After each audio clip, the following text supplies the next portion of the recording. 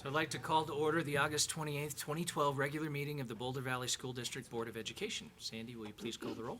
Albright. Here. Belleville. Here. Benford. Here. Fuqua. Myers. Here. Reed. Here. Smith. Here. Please stand and join me in the Pledge of Allegiance. I pledge allegiance to the flag of the United States of America and to the republic for which it stands, one nation, under God, indivisible, with liberty and justice for all.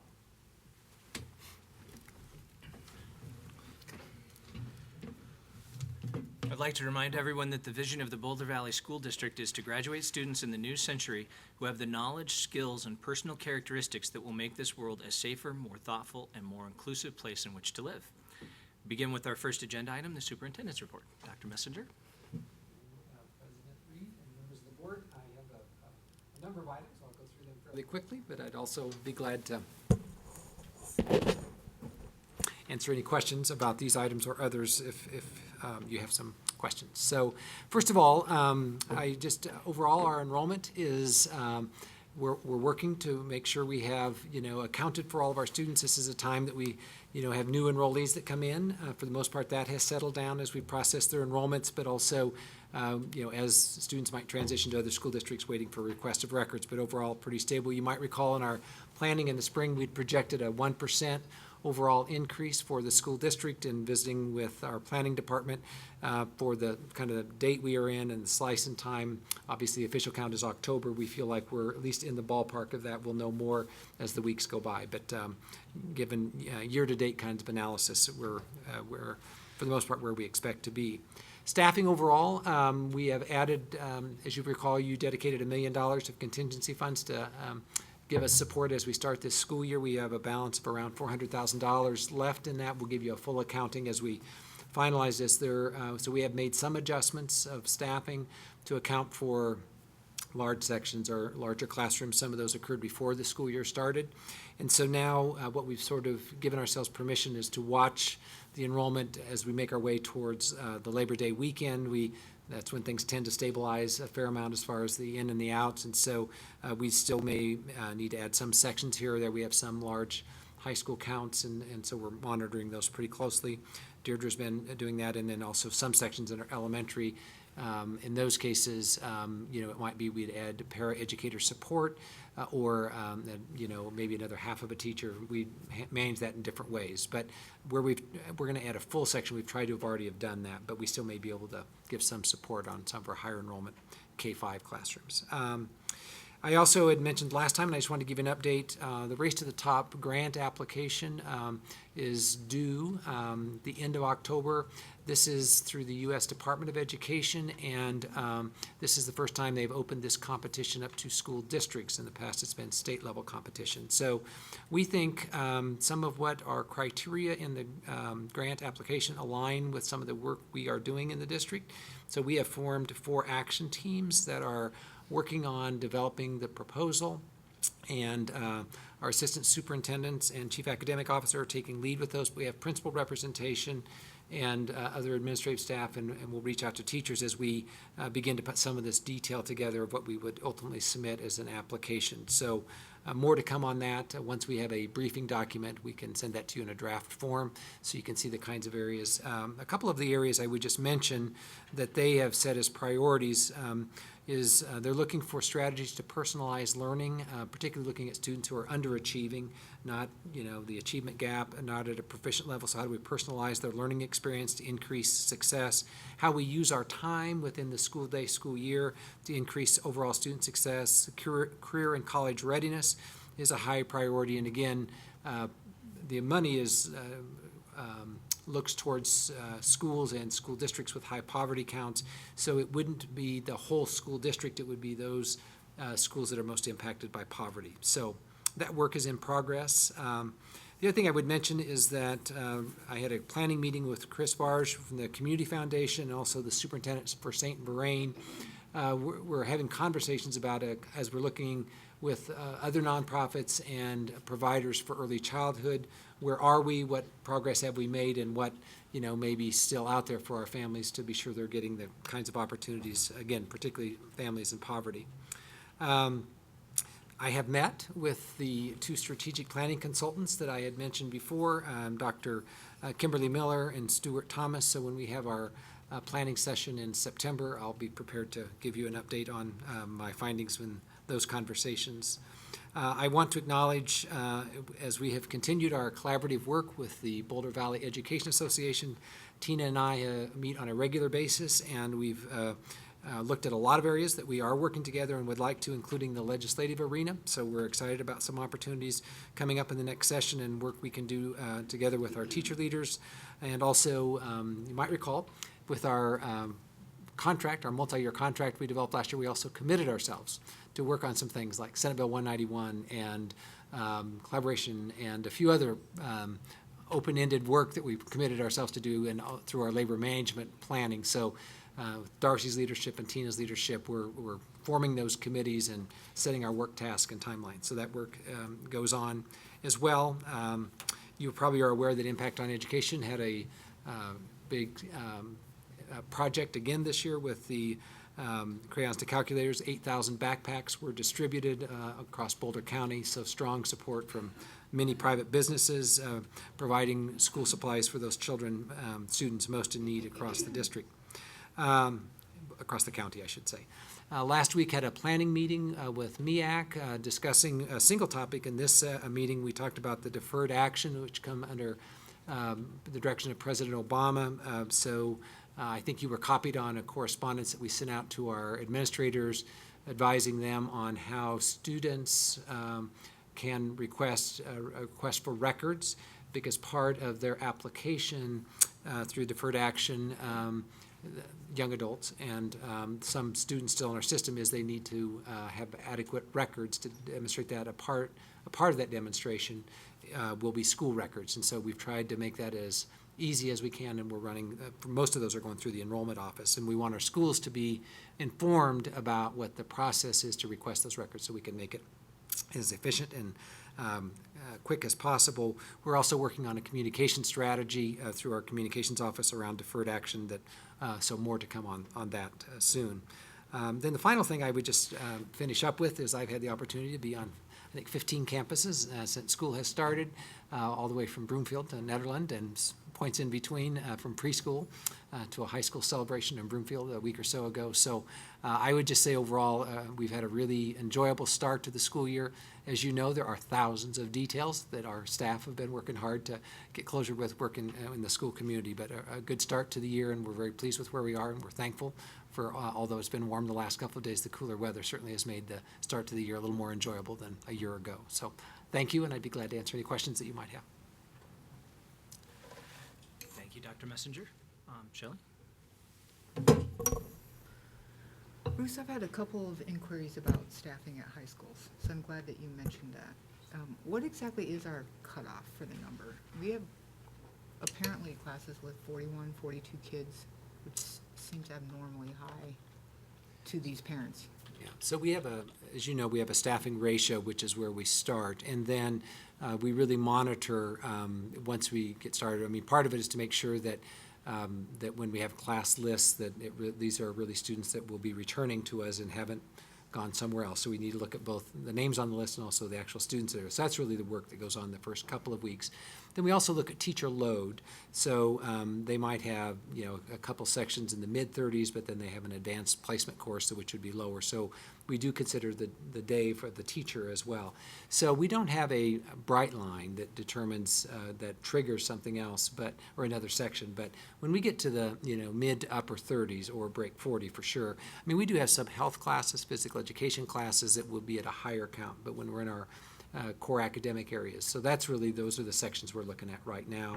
And we do look to say, so is this just a matter of adding one more section of social studies, and what are the impact of that? Because obviously to move students, you have to consider what that does to the rest of their schedule too. So we work into that. And then we also look to say, do we have staff available in the building that are prepared to teach that section? So then, that could be an overload for that teacher, and we adjust their contract for that temporarily. Or we could have a part-time staff member in the building that would pick up an additional section. So that's really the work that we're doing right now. In a big comprehensive high school, decisions are made by the building principal as well as if they're trying to preserve an elective course, and so those counts might be lower in that course to provide that offering, and so that'll take away from the average, and so that can contribute to larger counts as well. But then when we get that upper to mid-30s, we certainly are looking to see if those need to be broken into additional sections, and that's a couple of our buildings right now. That's what we're dealing with. So generally speaking, though, if their kids are in classes like that right now, they can expect that to change, given all the variables that you just talked about, or no guarantee? Do you want to provide an update on the conversations you're having presently with the high school administrators on staffing and class size? So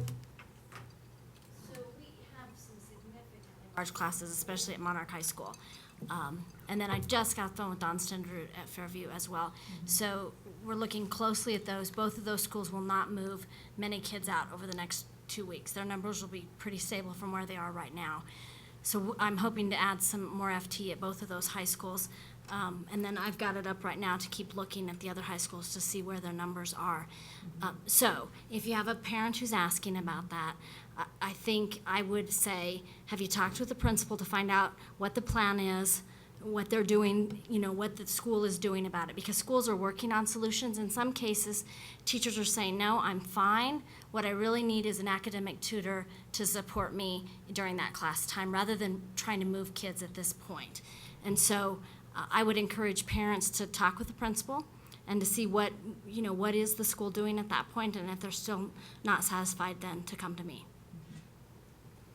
And I would say our timeline would be in the next week or so. I mean, like I said, we sort of said we'd look towards Labor Day, which is, of course, coming up this weekend. So I think if we're going to break sections, create two, or, we could add support at any time during the year, but, when we add sections and redistribute through schedules, that's obviously disruptive.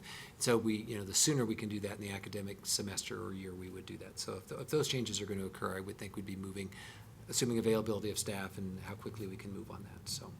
So is there a priority, like a couple of these questions came from parents whose kids are in AP classes that are really high. So do you look at the type of class when you're assigning a priority for additional staff? So I do, and principals do. The principals have the final say on how that staffing is allocated at the building. When I'm looking through their course lists and I'm making decisions about numbers that I'm very concerned about, when they're saying I need more FTE, I do look to see what the course is. And I will tell you, we do have a higher tolerance for higher enrollments in our advanced placement courses.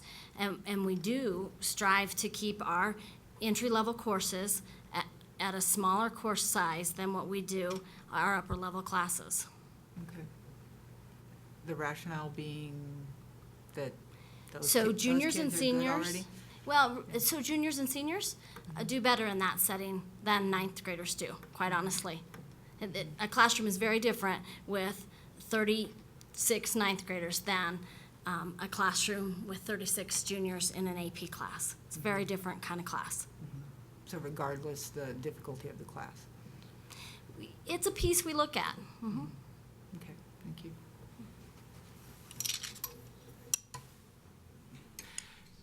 Next, our next agenda item is public, Wait, oh, does anybody else want to talk? no. Oh, I have something to say. No, it's not board communication yet. Oh, We'll come back to it. It's okay. I'm confused. It's the beginning of the year. Yeah, so public hearing and public participation. So the board recognizes the value of public comment on issues related to the operation of schools. To ensure that our meeting is conducted in an orderly manner, we ask that persons who address the board confine your comments to matters that are germane to the business of the school district. Speakers on agenda items will be heard first, followed by those speaking to non-agenda items. Please limit your presentation to 2 minutes. Please recognize that students often attend or review our meetings. Speakers' remarks, therefore, should be suitable for an audience that includes kindergarten through 12th grade students. The board president may interrupt, warn, or terminate a participant statement that is unrelated to the business of the district or inappropriate for K-12 students. We have a lighting system on the podium. It will turn green when you have your 2 minutes begin. At 30 seconds left in your comment, it will turn yellow. And when it turns red and beeps, please wrap up your presentation. And we have one speaker for tonight. And so I would invite, at this point, Laurel Herndon to the podium. Well, thank you. Welcome back.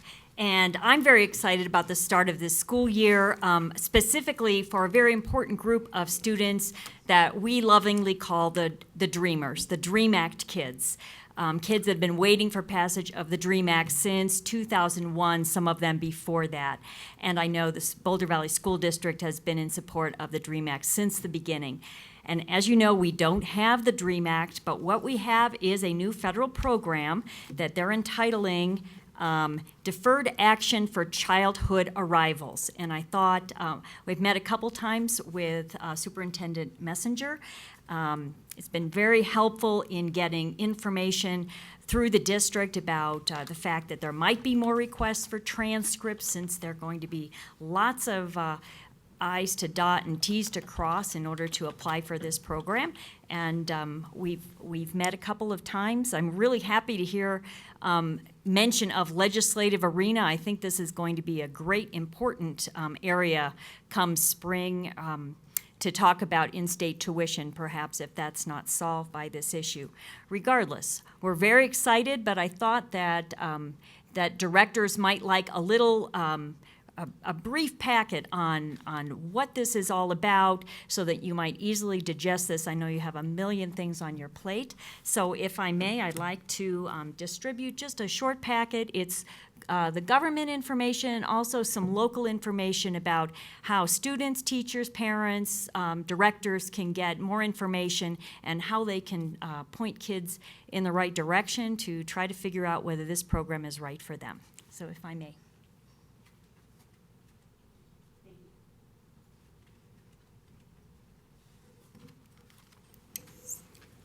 All right, thank you.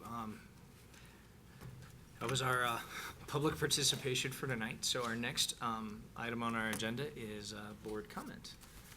Lori, do you want to start us off? Yes, since I already have. Sorry.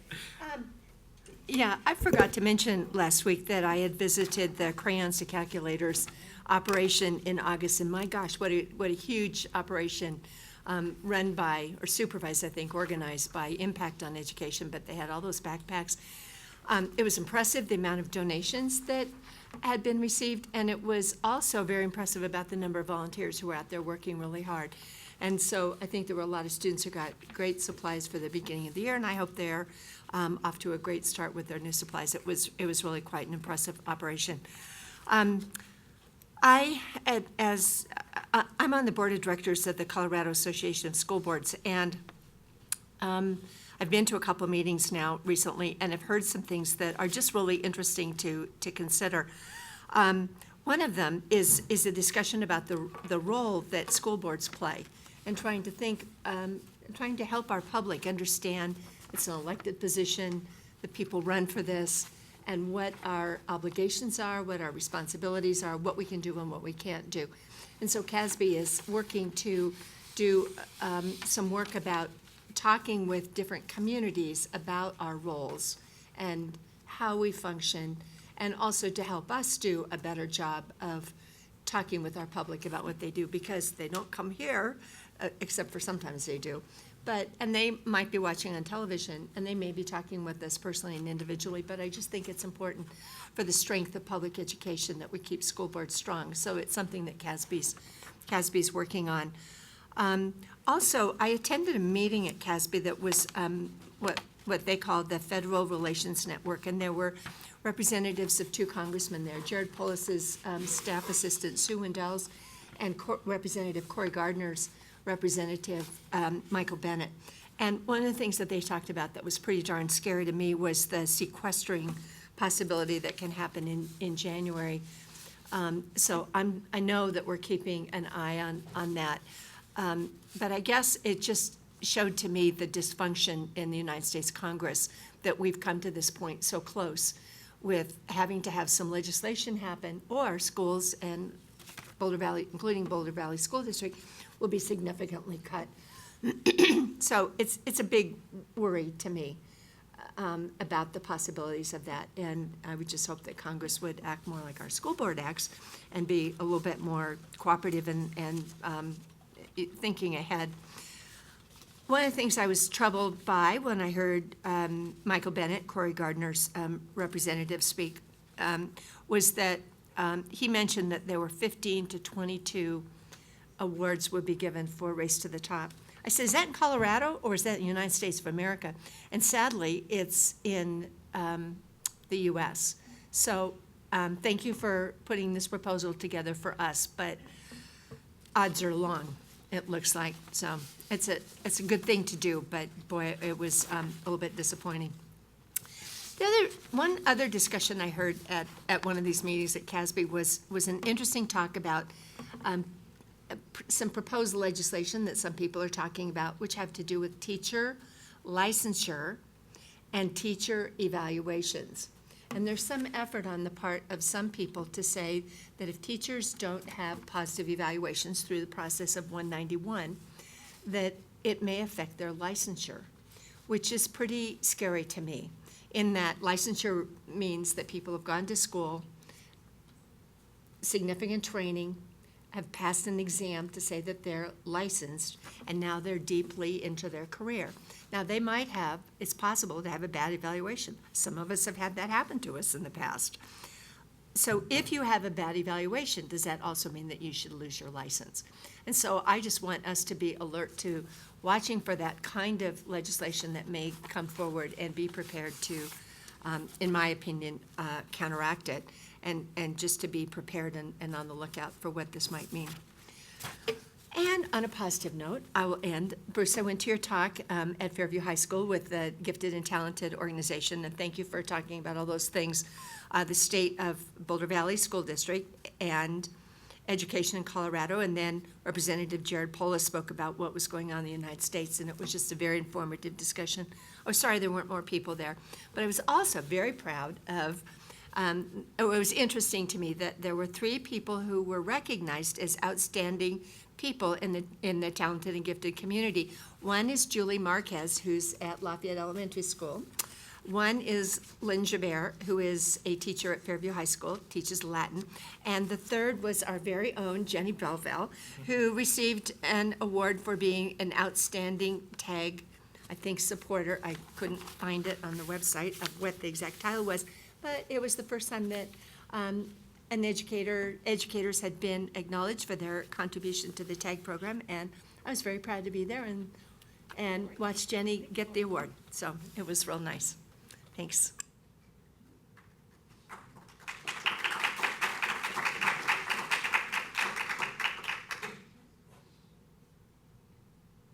Leslie? I have just a couple of topics, and they both deal with partnerships. So first of all, today was our kickoff of the field trips that we're going to be doing through the GK-12 program. We have 5 elementary schools, and we're bringing up the entire 5th grade class, and usually it's, depending on how many rounds, 2 or 3 days worth of coming up to the research station, and we have graduate students up there working with them as scientists, and it was just such a fun day to be up with the kids. We had Eisenhower today, and I drove my fellow up, and she hadn't met the teacher or the students yet, so she was very nervous, and we were talking about what she was going to do, and she just did a great job, and so did the other grad student, and it was just so fun to see the kids very engaged and enthusiastic, and great questions and so forth. And one of the parents well, they only had one parent that was a chaperone, but he actually works at Ball with Tom.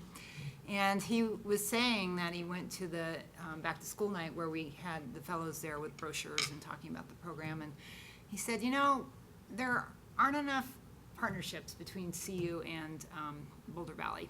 This is the sort of thing that really should be happening. And I said, I agree. Unfortunately, NSF has cut this program. So, but Vaughn, he's the PI from Boulder Valley, and we've talked enthusiastically about how we can keep this sort of thing going, because it just, you can just tell the students are just so enthusiastic about having a young scientist in their classroom and learning about their research, and going to the research station, or the middle school kids get to go to their lab at CU. And I don't know, I know everything, funding is short, but you know, this is the sort of thing that helps extend learning. And so hopefully over the next year or two, we can be creative and figure something out. We've got 3 GK-12 programs on campus, and we're all going to get together and talk. And I personally think CU should kick some money in, and maybe we'll have a big meeting about it. But it was a great start to the school year. The other partnership is sort of jogged my memory as I was driving down from the research station. I was listening to a program on NPR about Montgomery County, Maryland, and the achievement gap. And I actually lived in Montgomery County, or right next to it when I was a grad student. You know, I wasn't even involved with education at that point, but I knew, you would hear about it, that this is one of the gyms in the U.S. And evidently, they've done a very good job of reducing their achievement gap. And the people that were involved in this study said that they think in part it might be because of the policies of the county, not so much the school district, but they require every large building project to put money towards low-income housing, and unlike here where it's just a credit and it goes to whatever building wherever, it's got to go in that area. And so it helps spread out the poverty, and the schools are much more diverse in terms of racial as well as economic.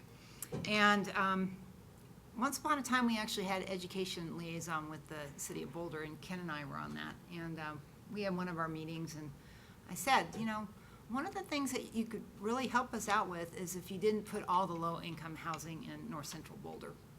And they were shocked by that. They never even thought about it. You know, there's none in South Boulder that I know of, or very little. So I'm just wondering if, you know, it would be worthwhile sort of dusting off that, you know, liaison, or, you know, you meeting with them and talking more about how we might be able to spread out the poverty a little bit in the city, and not have just a few schools so impacted. And I guess maybe Lafayette, I don't know if that is an issue, but those schools tend to be, right, not neighborhood schools necessarily, but open enrollment throughout Lafayette. But it's just something I thought I would bring up, because we have mentioned it in the past, and I don't know if that's something we might want to pursue a little bit more with the city. That's it.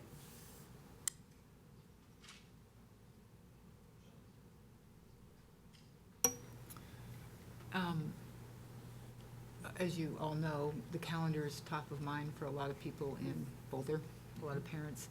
And I just want to let you know that I'm getting a lot of questions, and I'm just wondering if BVSD has put out there publicly what the process is going to be, or when it's going to start and all that. So on September 11th, we're going to present to you and then to the community our timeline, and that'll sort of be when we push that door open, that will, when the process starts and when opportunity to participate will be. So we'll build that timeline, and we'll announce it on September 11th. So, Okay. and that's what we've been communicating to folks when they've inquired with our office as well. Okay. And then just one other comment. I've had some communication with Tim Plass, who's on Boulder City Council, and he sits on the school issues committee, which is fairly inactive as far as I can tell. But he would like it to be more active. So he's wondering if there could be some representative from the school board or some subset of representatives that might meet with their subset of on school issues to discuss areas of cooperation. So just passing that along, and maybe the board can think about whether we want to do that or not. I think it's nice that he's extending that invitation. When do our, you know, education liaison go away? I'm trying to remember, because Ken and I were pretty active there for a while, and then. Yeah, it was mainly active due to issues at the time. Yeah. Washington School. Well, it wasn't just that, it was zoning, and there were several things that. Yeah. But I think where we can work together with any of the governments, and not just the city of Boulder, Right. but all of the cities. You know, I certainly act as liaison to Lafayette and Erie when they return an email for me. So, but we have 5 members living inside the city of Boulder, so I think 1 or 2 would be appropriate to have as liaisons. Well, and I know Lisa Morzell has talked to me quite a bit about a library in North Boulder, and, you know, maybe somehow we can partner up on that too. So that would be another topic that might be of interest. Nice. Let's add that to our retreat agenda. I think it sounds like it won't be too difficult of a topic for us, so maybe we could even try and tackle that first. Thanks, Shelley and Leslie, for bringing that up. Shelley was there. Okay. Sorry. Tom. So at the last board meeting, we sort of ended talking about goals a little bit, and under our planning for what we would do in the future. And I know we've got some meetings scheduled to try to think through what we want to do and how we want to meet to attack the goals. I know that we all would have liked to have done more on the goals last year.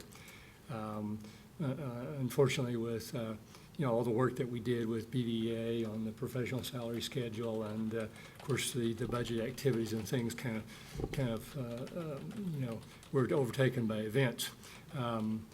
But one of the things I said to Jim, an idea that I had after the meeting, was that, hey, why don't we ask for all the board members to put in ideas? What's your thought, from not only you, but also from your contacts in the community, your visits with groups. We have a lot of experience on this board and have been parts of a lot of groups, and certainly talked to a whole lot of people. That we have now inputs from Dr. Messenger and staff, and it'd be great to have inputs from all the board to kind of put together and talk about and some of our work sessions as we move forward. So, I've been thinking a bit about that, and not just since then, but probably a little more focused since that period of time. And been reading through a number of different organizations' goals, not just school districts, but other organizations. And it struck me that we have a little bit of a problem with context, in that we have a vision, but we don't really have a mission statement. Many organizations have a mission statement that kind of coalesce that down. And so in the process of that thinking, I came across in my reading one that Impact on Education has, since you mentioned Impact on Education, and I really like it. Let me read part of it to you. Their mission statement is to leverage community resources to increase student achievement, create opportunities, and build support for public education. And then they list some focus items. But that's really concise, and you look at what they do, and that's what they do. And so, their growth kind of what they do and their goals come out of that mission statement. So I put a little time, thinking about what is a mission statement for a school district. And it's a lot has been written about it, and a lot of things have been written about what education is. And so I put together from a number of sources sort of a compilation. So this is not original, but I think it maybe summarizes, and it's probably something everybody would say, oh yeah, I've heard that before, because you have, I'm sure. So one thought that I had that I would offer up for a mission statement is, our mission is to ensure that all students will have an appropriate education that is designed to meet their unique needs and prepare them for further education, employment, and independent living. So that's from actually a number of different sources that I've plagiarized and from various reading. But I thought that is fairly a good compilation of a number of different things, and you guys can probably add to that and make it even better. But that would be one suggestion that I would have, is maybe we should start with a mission statement, and something like that. And I'd like to maybe ask you guys to come up with what your version of that mission statement might be. And then we use that as a framework as we begin to put goals together. So that's one item. The other item is, I was thinking about goals, and we had a discussion on goals and how we customize those for our school district. The school districts in education, we're all in the same business, and we all have the same goals, basically, right? Yeah, but how do we focus that down on things that have really a lot of issues for us and the things that we have concerns with. And I thought about over the last school year some of the issues that we've been talking about and some of the issues we dealt with in the budget. And one of those that came to mind was literacy. And I thought, why don't we have a goal wrapped around literacy, for our district? In specific, what would we do there? So, I put together just a quick statement here to offer up to you of what that goal may sound like. And I'd like to get your reaction at some point. But I would say, I would propose a literacy goal that we say all students will read, write, and comprehend at grade level. Clear, concise. And then we can put some strategic objectives under that, like how we measure that, and there are certainly ways to do that, and what are some of the plans we want to go. But that addresses so many areas in our district, It addresses the achievement gap, it addresses some of our Title I schools, and you just go on and on and on. If a student can't read, write, and comprehend, they're going to have trouble all across the board. And that should be true of all of our students, and that would be my vision, is that we would have all of our students reading at grade level. Wouldn't that be great? Wouldn't that be great? That would be awesome, And, there's so many kids that make it through the system that don't get there. And then obviously have problems moving on to the next grade level or high school. But some thought around that, I'd like to hear your input a little bit, not in real time here, but your thought as we go into this, and maybe we can collect some drafts for our work session coming up that we can talk about some of these things. Thank you. So I thought that we had a mission statement that was, it's old and it may need to be updated, but I thought that what didn't Ken used to read at the beginning of every meeting? So we have a vision. I couldn't find the mission. But the mission statement, it's for the 21st century graduate. That's the vision. But it sounds very much, but to me, it sounds very much like the mission statement that you just read, that has to do with preparing students for life in the 21st century. And there were some peculiarly bolder things that were folded into that. So my comments on that would be, and that statement was created after an extensive community input process. So I don't know that I think a mission statement is something that the board could write without considerable community input, because I think that the mission statement should reflect the Boulder community. And so, if we wanted to fold that into our goal process, I think it's certainly something to talk about when we talk about goals at our upcoming board retreat, because I think that's on the agenda. Am I right about that, Jim? And I'm hoping that you're right, that we'll discuss more detailed goals as time goes on, although I'm really hoping to get some community input. And I'm actually, I was going to ask about where we are. I was going to ask Leslie, what the plan is for for community input, because I know that Sam and I just last week attended a meeting with Ellen Miller. Ellen, she's not here tonight, of MEAC and the BV, the Safe Schools Coalition, and Penn had a few representatives there to talk about, but their concerns for the district and their potential goal, their vision for the district and what they'd like to see goals address. And so, but it'd be good to be able to start telling, since there's some curiosity building around that, it'd be good to be able to tell people what the plan is. So nothing's happened recently that but Briggs can answer. One thing I would like to say is we need to land on something before we go out to the community. So every meeting, there's the talk of this goal, Tom's bringing up this, there's the 21st century, there's a mission statement. So, it's hard to come up with a timeline when we're not set yet, and we don't really have a strict timeline either that I have heard. Briggs? Well, we did have a timeline, but we've kind of done a pause in that right now. I appreciate the board members who've sent me names to begin to recruit for the advisory team. But what we would do next is that we would invite people to the advisory team to join us and have a meeting, have the first meeting set. It's generally a 2-meeting process. And that meeting would be facilitated by Dr. Messenger, Leslie, and Sam in their roles as board community engagement liaisons.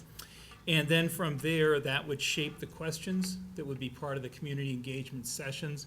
And our plan calls for 5 sessions, one to be done in Spanish, one to, that would be, could be attended by an English speaker, but they would participate as someone listening to a translation. And then one up in the mountains, because nothing gets the people from the mountains down. We found that out last time, so we need to go up there. And then we would spread the others geographically throughout the district. So that, we're gonna adjust the timeline because we wanna find out just what direction you want us to take, and so. Let me just add, so the last time we went through this process, we did come up with what we thought were, the right questions, and our advisory, and it was focused on achievement, and we went through the 1 or 2 meetings, I can't remember how long it took, but they wanted to make it broader and say student success. So, but we still had something to start with, and so we're not gonna just walk into the meeting saying, okay. And that allowed us to send them a packet ahead of time so that they came to the meeting with some background information, some Prepared to talk context for about. the discussion. So I think we'll be talking, I assume we'll be talking about that at our retreat, although I'm a little surprised because I kind of thought that we had had a couple of discussions last spring about possible goal areas, and that while the board members had some comments, we just generally liked those goal areas, or felt like we had enough to, maybe we didn't, we had enough to go forward, and if we didn't, then I'm a little reluctant to just have board members toss out goals without going back to the drawing board and having some context. So having another presentation from, or something, so that we're not just pulling goal areas out of thin air, that we need a presentation from our staff about, identified need areas, and then, and if it's just us throwing out goals based on our contacts with the community, then I'd rather do a more formal community engagement process so that we can engage the whole community and not just the people who happen to know us, because we know a lot of people, but we don't know, I try, but I don't know everybody, and, so I'm thinking maybe, I'm just a little, those are just some of my immediate responses to your suggestions, Tom. So my intent was that we throw all these ideas out to community. The intent was that we collect those from the team of 8.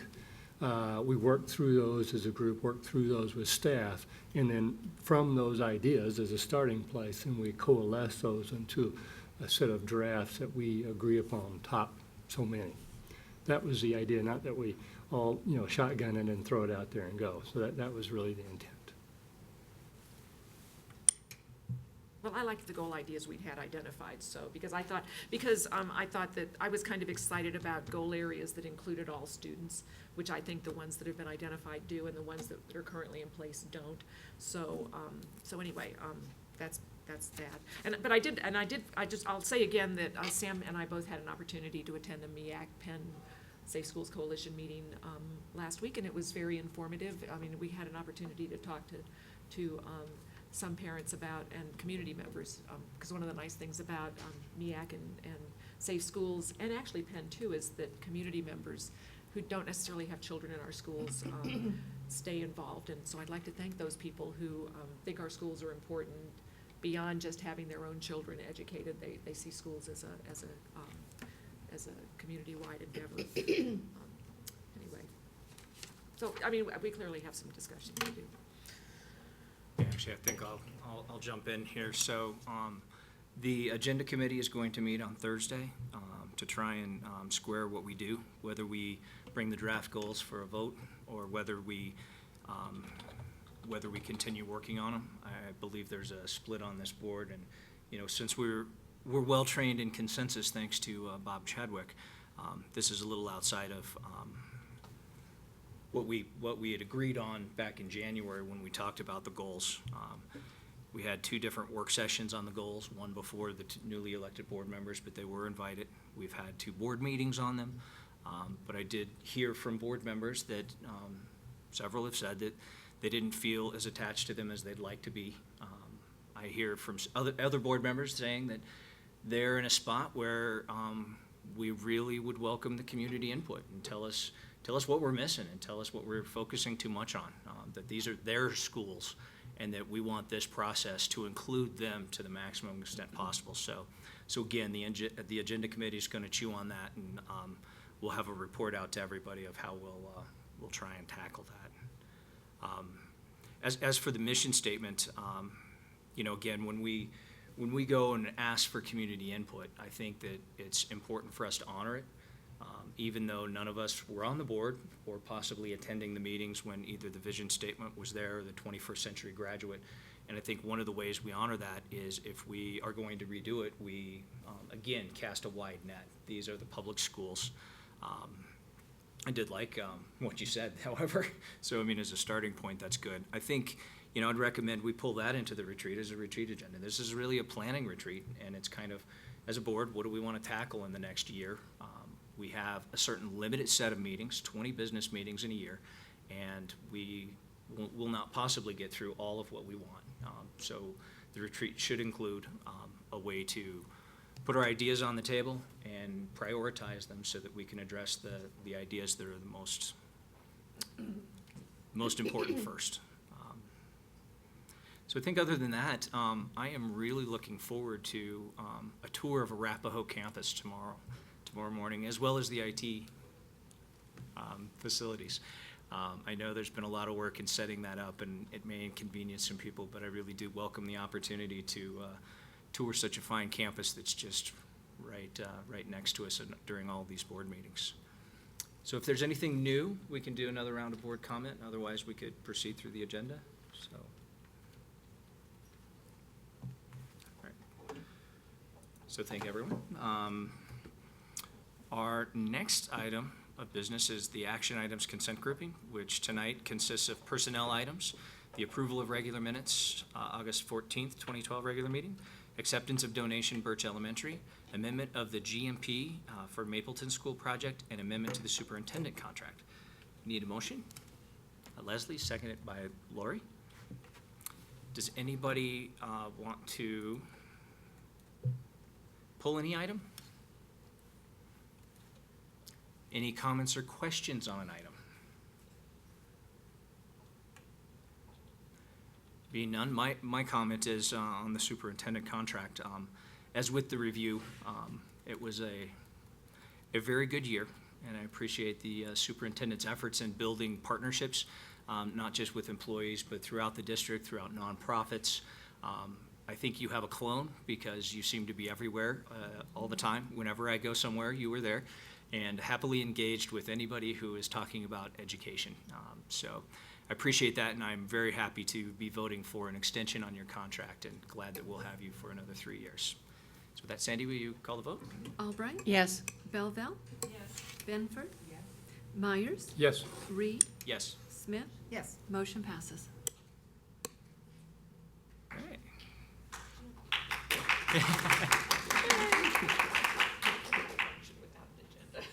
Oh, is it still not? I know, I can't get on my computer, and I thought I could function without being able to get on, but I can't function. Well, come here, you can use mine. Jump in here. Yeah. Do you want to try Sam's? No, because the Oh, problem is the tab, I have to it's yours. so, We have a laptop?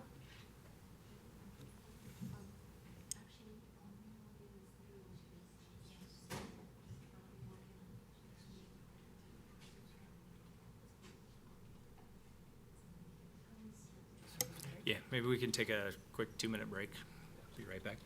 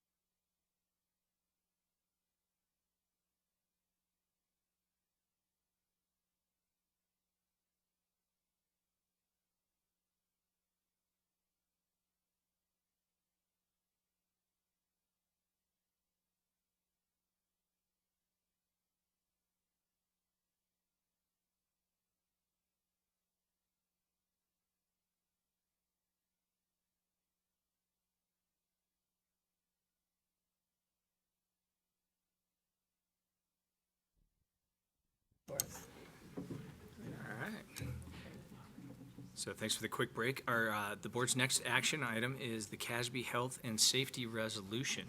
I need a motion. Jenny, seconded by Leslie. Dr. Messenger? Yes. So on the resolution, Yeah, so, Jenny? Jenny, do you want to present that? Well, it's sort of why I wanted to get online, yes. So, let me see if I can find my resolution words. So, do we need to read it, or can we just, should I just talk about it? So, this is sort of a resolution, because CASB's, convention is coming up in October, and we need to get this passed now so that it can be moved forward by CASB. And the interest is in urging CASB to pass or to work with statewide organizations so that they can align their policies with regard to the health and safety of students. And it basically says, BVSD urges that CASB support state and local alignment on issues related to student health and safety, and encourage all local boards of education to develop and implement policies and programs designed to ensure that all students are healthy, safe, and ready to learn. And it's just and then my understanding is that when CASB meets, when you all meet in, Lori's our representative there, when they meet in October, they'll vote on this and whatever other slate they have to bring forward, and that'll give their staff guidance when they're working with statewide organizations or with the legislature in passing laws or in passing regulations and such. So that's what this is. And I think it's something we can certainly support, since we certainly support, the health, policies that protect the health and promote and protect the health and safety of our students. And we'd like things that come down from up high to not impede that.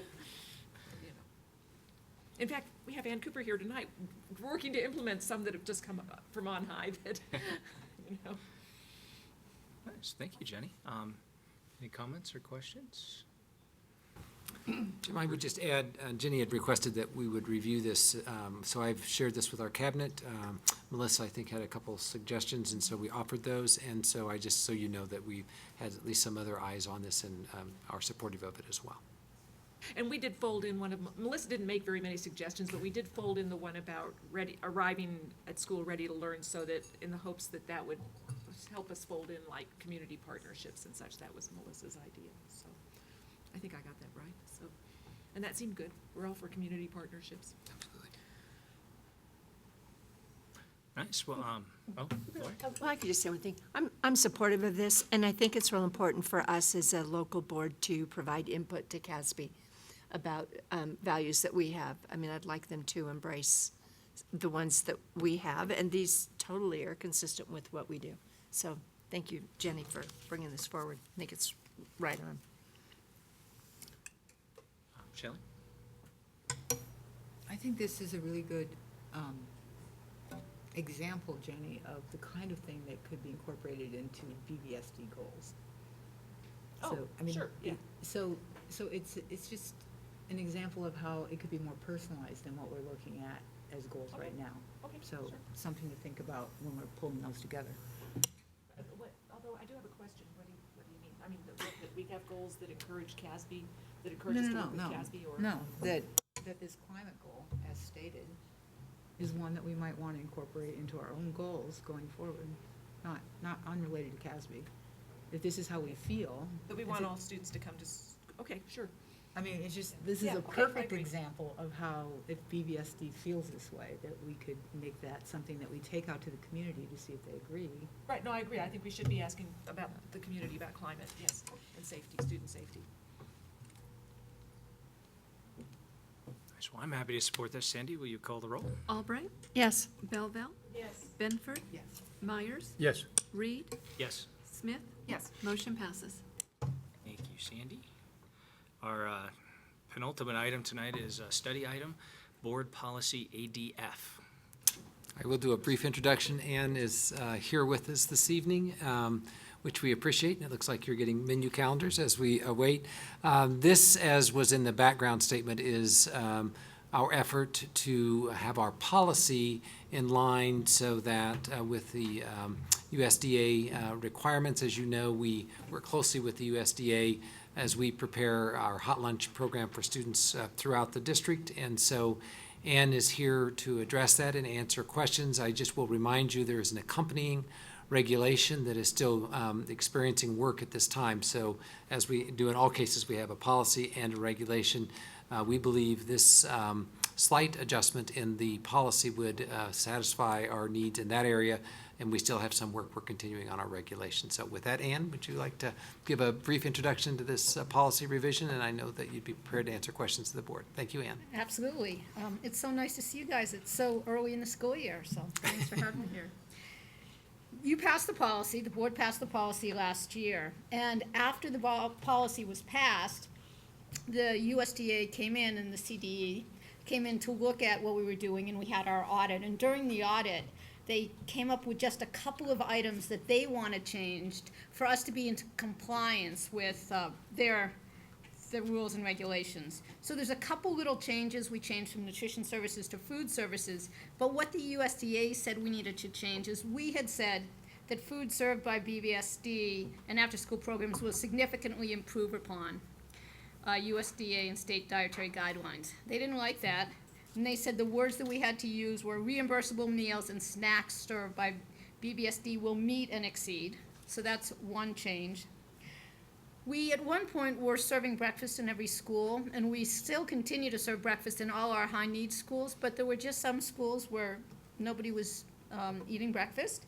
And though I work directly with principals in any of those schools that where we're not serving breakfast, but there might be a need, we're always there for them. So we took breakfast out of the policy and just put in lunch will be available. And then the other thing that the USDA asked us to add, told us to add, the district will also ensure that every student in USDA-approved after-school programs will have access to a healthy school snack. Otherwise, the policy remains what you all passed before. Everything else is in the reg, like Dr. Messenger said, which you will see again in the coming months. All right, thank you. Leslie? So USDA doesn't approve or what sort of after-school programs does the USDA approve? We have 51 or 3, I'm not sure, 50 some odd after-school programs where we provide the food. And that food is paid for by the USDA. So it's a snack reimbursement. And before I came, we didn't have any of this, but the money's out there. So as programs arose that we could adopt, we've been able to do that. And so we now do about 2,000 snacks a day. We're not fully operational yet. In another week, all the snack programs will be in place. And so that's what the USDA oversees, is those snack programs, and they pay for them. I'm just curious because, it just seems like they spend so much money on each meal. How much are they giving per snack? I Roughly? think it's 77 cents, but it could be a couple pennies more. Okay. But somewhere around 77 cents. Huh, interesting. Thank you. Shelley? And is there can we see the list of what those programs are? 'Cause I'm wondering if the schools know that that might be available to them when they're asking parents to supply snacks for all these activities. We absolutely can provide a list of all the programming we're currently doing, but all the schools absolutely know what's available. And Okay. I'm very proactive to make sure that if they comply with what the USDA asks for, to be able to run a program, that we're in there running it. We want to be doing it. It's good for our kids and it's good for the department. But I'll provide a list to the board. Tom? Oh. I was just going to ask, I think I saw something, but I can't quite remember. So if we had to make very many changes to comply with the new regulations that have come down, I mean, were we already pretty much in place? You're laughing, so I know you have an answer. Yeah, how long do you have? What's really interesting is I'm fully in support of the new USDA guidelines. And in fact, when I've been in front of the board before, I've said that, we're changing our policy and regs to match what's coming because I was working with the White House and the USDA on that. So we knew what was coming. And we're so far along in our programming, what's really interesting is we've had to make significant changes. And some of them are unintended consequences because what the USDA has done, so the goal is every kid should eat more fruits and vegetables and whole grains. Great goal, love it, we all love it, it's really wonderful. But the way the USDA decided to do that for the 100,000 schools that they oversee in this country is by setting upper limits that they've never had on both protein and grains. So both of those things, when you set upper limits, and you're in a district like Boulders where we have so many things that we do, really made us change. So some of the changes were a slice of bread, we actually had to work with a baking company to change the slice of bread from 1.5 ounces to 1 ounce, because there's maximums were 2 ounces per meal of grain. So if we're serving a sandwich or a roll that's 2 ounces at lunch or something like that, we had to, and we couldn't put a grain, so I couldn't serve that with like a pasta salad, because the grain, even if it's a 100% whole wheat salad, from the pasta salad would push us over. We've had to remove some of the brown rice off the menu because we had too many grains on the menu. All of them whole. I mean, everything we're doing is 51% or more whole grain. So there were some unintended consequences. The Colorado Tortilla Company, our tortillas were 2.25 ounces, and they had to remake the tortillas by weight without reducing the diameter. So how I spent my summer vacation and all of the chefs of the district, we have spent 2 months recipe testing and trying to come into compliance. And because of all of these little things, like if you have to reduce the animal protein or the protein at all on a child's plate, how do you do that without making it look smaller? So something like a taco meat, we've had to redo all the recipes and add more vegetables, which is all great, without changing the flavor profile and changing the volume and things like that. So we've worked really hard on that all summer. So then my question would be, are kids still getting enough to eat? I mean, Well, we have, if you look into reading about what's happening all over the country right now, you'll see a lot of talk about kids feeling like they're not getting enough to eat. We have, thankfully, and have with the board support and community support for years, have salad bars in every school, and we serve what our new quote is, it's endless salad bars. So we have unlimited salad, fruit, and milk, because that all fits. I mean, kids could take a salad as big as my head, and the USDA would think that's great. So we're really working with the kids. We're in the schools every day. I'm usually going to 3 schools a day now, talking to the kids, getting more fruits and vegetables on the plate, making sure they understand they can come back for seconds on the salad bar, seconds on milk, seconds on fruit.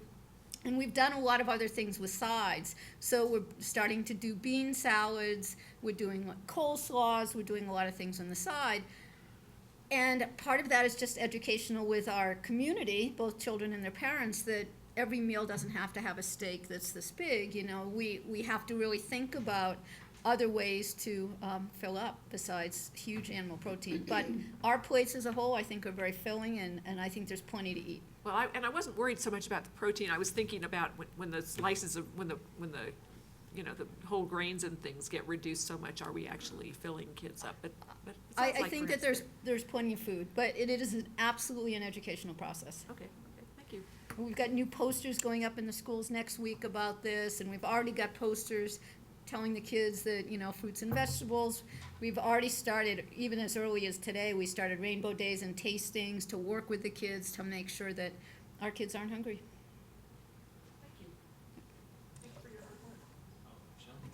I think you've just made a good argument for smaller government.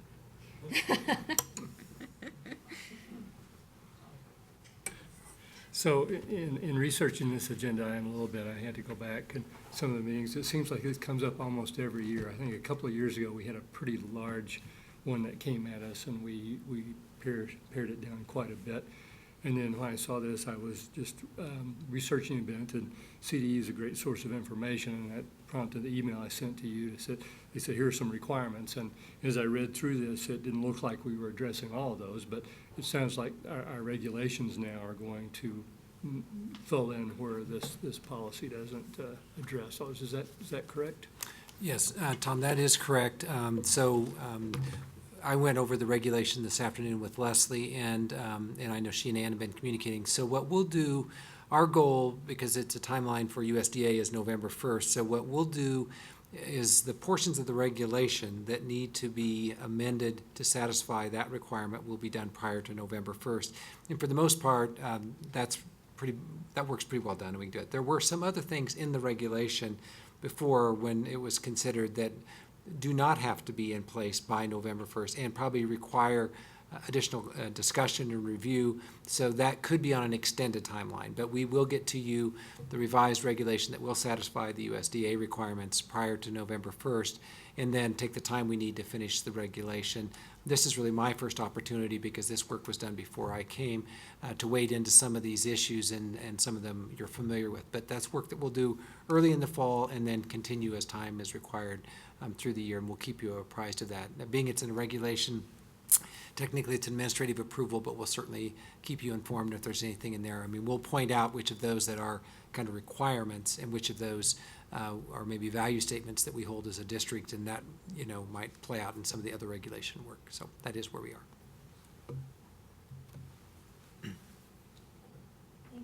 are. Thanks for coming again and talking about this again. As Tom said, I think we've been through this before. But I wanted to ask you a question about the goal statement for nutrition. The last sentence says, to accomplish this, food services and the board, and what board is that? Is that this board Yes. of education? Oh, Yes. we might say that, the Board of Okay. Education.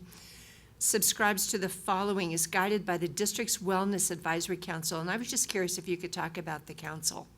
And are they active? I mean, is that, We have not met this year and did not meet in the latter part of last year, but the Wellness Advisory Council was a council or a committee that actually helped develop the entire policy and regulation, and we met 6 times with a wide group that included principals, teachers, TAC, community members, students, a wide variety.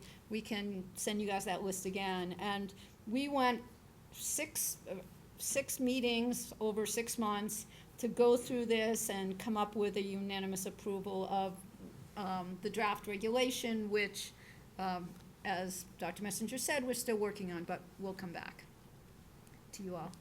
do you anticipate going back to them again? We will definitely, so part of the wellness policy regulation that USDA dictates is that there will be a wellness advisory council. So every year we will have some group of people come together to look at what we're doing, to be able to assure that we're implementing. So we will resurrect that. Okay, good, thanks. I was glad to see that we're so far down the road. It's a little troubling to know that all these changes were required, but thank you for keeping us, I don't know, not necessarily ahead, but at least with what USDA is doing, and so thank you for that work. And it was real interesting last spring in the legislature, there was a bill about about Colorado and their nutrition policy and for school lunch, and it was just, I was really pleased to find out in detail that we were so far ahead. So thank you for that work. I will tell you that the USDA sees us as one of the highest bars in the state. They've already been here to talk to us a couple times, even over the summer they came in, and they use us as the bar. So we can all be proud of that. Thanks. I'm just sort of curious, we've done a lot to already move towards this, but what about like rural school districts and so forth? I mean, they don't really necessarily have the ability, do they, to tell vendors to change their bread slice or, or in the cost of trying to. Well, everyone's talking about the cost. Assuming that we pass our little certification, we are gonna get 6 cents per lunch going forward, starting October 1. That's about as much as a quarter of an apple, so they could have done better from the USDA. But what's happening, because this is a national thing, is people all over the place are trying to figure this out. And if we find a company and they change their slice of bread, that company then is gonna sell statewide. And that's happening all over the place. And we're not the only district doing this. I mean, Pueblo's been working on this, and Denver and Jeffco, and all of us as directors have been talking about it. And the School Nutrition Association conference was in Denver this year, and I was there, and Dr. Thornton from the USDA was there, and Jane Brand from CDE, and so everybody's there talking about this. So it is happening. It's much harder for smaller districts, and it's much harder for districts that were not moving in this direction. So if you had just, until June, been serving chicken nuggets and tater tots, you can have some problems. Interesting. Well, I'm glad it's We've not gone through a quite lot of so that painful pain. for us. Yeah, right. We've already passed a lot of that pain. Yeah, great. Well, because of your good work, so thank you. Thank you. Dr. Messenger? Well, I just, I certainly don't want to prematurely end the discussion, but I just, this is my first year to have worked with Ann and the food service staff under Leslie's supervision, and I just have to tell you that I'm very impressed with the work and what Ann briefly described their work this summer. I mean, you can imagine how many hours and the commitment that takes to do that. And so part of it is the labor of it, but the other is the strong philosophical commitment to what is in the best interest of our children and their health and well-being. So I just appreciate that. The other thing is that, you know, some of us who like to work early or work late on different days, I mean, I don't think I've ever had an email message that I've responded or sent to Ann that she didn't respond to it. And parents are very comfortable both expressing their support or concern about our food service program and communicating directly with Ann, and she's always delivers a personal response and is responsive to our community. So I think you know that, but I just want to publicly recognize her good work and her team of folks throughout the entire district working in food services. So it's something we are proud of and should be. So thank you. Thank you. Thanks. I'd like to close it up with, in the goal statement for nutrition, the goal, no student who attends BVSD will go hungry while in school. And I think back to our last meeting when we had the risk factors and we saw that there are students going hungry. I know we're doing everything we can, but if there's anything that I can personally help do to solve that, I'm certainly on board for. You know, I saw recently where a survey of teachers said 80% of this country's school teachers see hungry children in their class every day. You know, I think in such a rich society, Boulder included, but everywhere, having children go hungry is a shame on the adults who are in control of this. And so, for my piece that I control, I'm 100% supportive, and whatever you need, please let me know. Thank you, Ann. Thank you very much. Thank you all. So our last item is agenda setting. So it's where anybody can ask for an item to be placed on a future agenda. I will note that, reiterating, the agenda committee is getting together to kind of plan the retreat. Got a few items that we'll add on to that. If there were additional items, anyone? Jenny? So, we just got this huge report, like this massive test scores and things, and I assume that it's on the agenda sometime, but it's sure, I mean, I would like to, I've attempted to go through on my own, but I really need help digesting that, so. Yes. So hopefully that, and then sort of on a related item, I'm told that we have some very positive results from some of our the tag pilots have moved to lab schools, and that like the tag pilot that was going on at Aspen Creek has shown good results, but I'd like to know more about that, and I think it's worth following up on. Okay. Got it noted. Any others? If not, we'll make it out of here before they close Arapahoe down on us. All right, thank you, everyone.